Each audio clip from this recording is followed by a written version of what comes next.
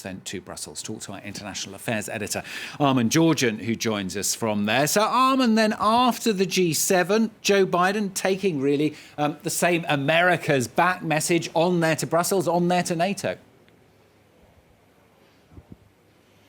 That's right. And so far, the tone coming from NATO headquarters has been quite optimistic. The NATO Secretary General clearly appreciating this America is back message. And it's obvious that that Secretary General Stoltenberg wants to start this relationship off with Joe Biden as well as he possibly can, despite some frictions between the US and NATO allies. More on those in just a moment. But first, let's take a listen to NATO Chief Jens Stoltenberg speaking to my colleague Mark Perlman.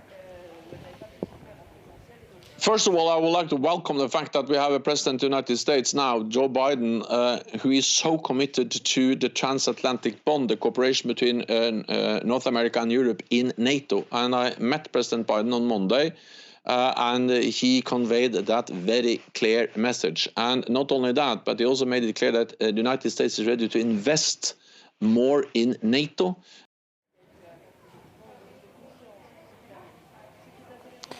So he alluded to that question of funding, which has been a vexed issue for NATO for years.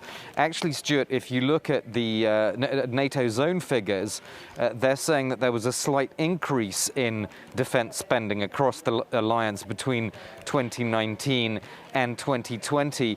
But a key issue is, will NATO allies be willing to put more money into common budgets? That's something that the Secretary General has called for, but it's a difficult thing to achieve in this pandemic, which has obviously had an impact on public spending.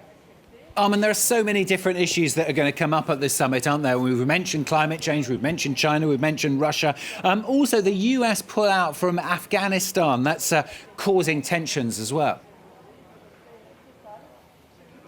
Yeah, it certainly has. And NATO officials have let it be known that they would have liked to have been consulted more by the Biden administration about this planned withdrawal. That US decision has left NATO allies with no choice but to remove the remaining allied forces in Afghanistan as well, to end that mission, which is known as Resolute Support. So those troops from Resolute Support will leave with US troops by September the 11th of this year.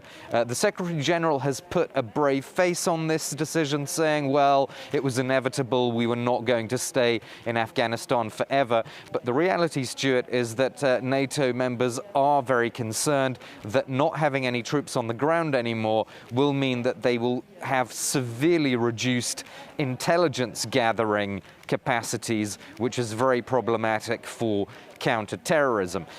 Will NATO allies still have some kind of a presence in Afghanistan? Well, this is precisely what is being discussed this morning between NATO member Turkey and other NATO countries. Turkey is working on a proposal to safeguard the international airport at Kabul, as well as key civilian infrastructure in Afghanistan. This would allow Western allies to essentially have some kind of in to Afghanistan after September the 11th, but it will require support, obviously, and an agreement on how other NATO members can actually help Turkey to set this up.